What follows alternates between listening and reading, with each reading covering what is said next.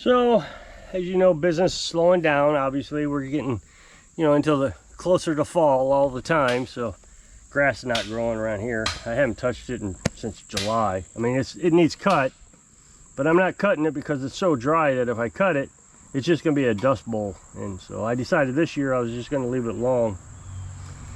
Got a mower here today that he just wanted a new blade. That's all he wanted. So I put a new blade on it and washed it. And what else is going on? Let's see. Oh, I got a return. It's not a reject. It's not a warranty item. I did some work on this a while back. Deck work. I put a new choke lever on it and a new ignition switch, solenoid. But now it dies after it warms up. No, it doesn't die. It sounds bad. So what I've discovered is it's misfiring on that side, ignition coil. So, well, last night there's this YouTuber. He claims he's got 25 years experience at a minimum of working on lawnmowers. But I keep watching him, and the only thing he does on YouTube, this is his YouTube channel, is he asks questions. He doesn't even really make videos anymore. He just does live feeds. So he asks other mechanics in the live feed what to do, and I'm always frustrated with him because, I mean, he's supposed to be really experienced. I've rebuilt engines and, the whole thing. So I missed his live feed this week. It's always on a Saturday, so I was catching up and watching it. And he said, boy, I had a bad day today. It was terrible. He says, customer that I have worked on equipment before, weed eater, he brings a weeder in. And I thought it was the same weeder I worked on a while back. And so somehow or another, he had a he hates these Chinese carburetors, but he keeps buying them. Chinese carburetor, and I used it on another piece of equipment and it didn't work, so I took it off, put it, whatever. And so he says, then I had this weed eater here, and I just decided to use that Chinese carburetor on that, and it was a lot of work too, because I had new hoses, and I mean, the thing is weed eaters, it takes that's like the easiest thing to work on it when it comes to changing out carburetors. It's really not hard. I mean, there's some of them more complicated than others, but for the most part, it's easier than a chainsaw. So he gets it all back together, and he tries to start it up and won't start. Wonder what's wrong with this. So later that day, his buddy calls him, and he's talking to his buddy about this lawnmower. And his buddy says, well, did you check the piston to see if it was okay? I sure didn't do that. Wonder why. So he goes out, takes the muffler off. Sure enough, piston's completely scored. It's no good. The engine's bad. And I'm like, really? So he continues on, and he says, got this other customer who wants me to drive 30 miles to pick up his lawnmower. It's a lawnmower that I rebuilt the engine on 25 years ago, so I don't know if I want to drive 30 miles. And I'm thinking, oh my gosh, you've been working on lawnmowers for 25 years and you have this kind of incompetence. Now, if you've been over to my other channel, you'll know how I diagnose weed eaters. Let's just talk about weed eaters. First thing I do is I just dump the gas out, get rid of it, and I put a little starting fluid in the carburetor. Now, if you don't want to use starting fluid because you seem to think that it could damage the engine, not that it will, but I understand, so you can use gas mix, just a few drops into the carburetor, open the throttle, a few drops. But I use starting fluid, so I open the throttle up, I spray a little starting fluid in it, and I pull it 3 or 4 times. And after, the third pull or so, you're going to sense whether it's going to start or not. So if it starts and dies, then you have a fuel issue. So then you can put gasoline in it and see if it's going to run. But you're probably pretty sure it's not going to run because the customer brought it to you for some reason. So it's got to be fuel lines, carburetor, something. So it's just easier to buy a new carburetor, and it's cheaper too than it is try to rebuild one. And so I always just put a new carburetor on. But if you pull it 3 or 4 times and you realize this thing isn't going to start, well, the very next thing I do is I take the spark plug out. And then I use an endoscope. You've seen me use this many times on my videos on the other channel. And it's a camera that I can stick down into the spark plug hole.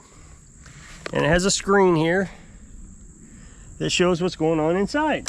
And you can see if it's scored. Now, if you've been working on lawnmowers for 25 years, it's a good chance you have one of these. But if you don't, it's okay. Instead of taking the spark plug off, the very next thing you should do is take the muffler off and see if the piston's scored. That is, after you do the starting fluid, check the piston, because if the piston is scored, there's absolutely no reason to do anything else. The engine's shot.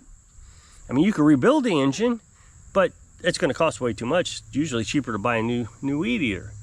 So it's shot. So why do anything else? Now, if you check the piston or the cylinder with an endoscope, whatever you're going to do, and you realize, it's fine, there's nothing wrong with the cylinder, then you can check for spark, which is probably the most logical thing there is next. Of course, you can check compression, but sometimes it's not really necessary to check compression. I mean, you have the spark plug out, so you can. It doesn't matter. Okay, let's just assume you can check compression. So you put a compression tester on it and you check it. But if you don't have a compression checker, just go ahead and check for spark, since the spark plug is already out. You can deal with, no matter how you want to check for spark. I have spark checkers, but if you wanted to just put it up against a piece of metal on the machine, ground it out, the spark plug, you can pull it and see if there's a spark coming out. It's not the best method, but it is a method. If there's no spark, then you replace the ignition coil. There's only 3 things to check, basically, on a weed eater. Fuel, compression, which is also a scored piston, or spark. That's it. That's all there is. But this guy spent all day, oh, what a miserable day, what a miserable day, trying to figure out what's wrong with, trying to figure out, replace this carburetor. So, he tells the customer, oh, the engine's shot, you owe me $35 for that new carburetor. Why did you charge the customer $35 for a new carburetor on a machine that's no good? You've put a new carburetor on a piece of trash. You put a $25, $30, 35 is what he said, $35 carburetor on a piece of trash. It's trash. Why would you charge the customer that? Take it off. Save it for something else. Or just take the loss. It's not the customer's fault that you don't know how to diagnose a machine. So, I leave a comment. I said, I get on Facebook groups all the time, and I'm told that I have no idea how to work on a lawnmower, because I always suggest that you diagnose the machine through those 3 steps that I just mentioned to you, instead of just changing a part and crossing your fingers. But I said, today I have learned. I do not know how to work on small engines. I have no idea.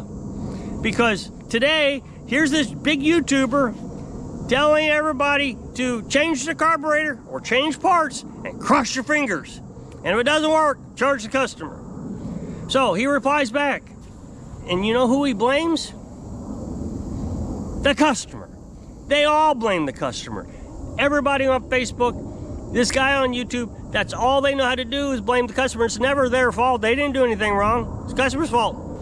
What he said in his reply to me is, the customer brought him a weed eater 3 months ago. So, and he worked on it, fixed it, got it running, and he brought it back. 3 months later, he brought it back, and I just assumed it was the same weed eater.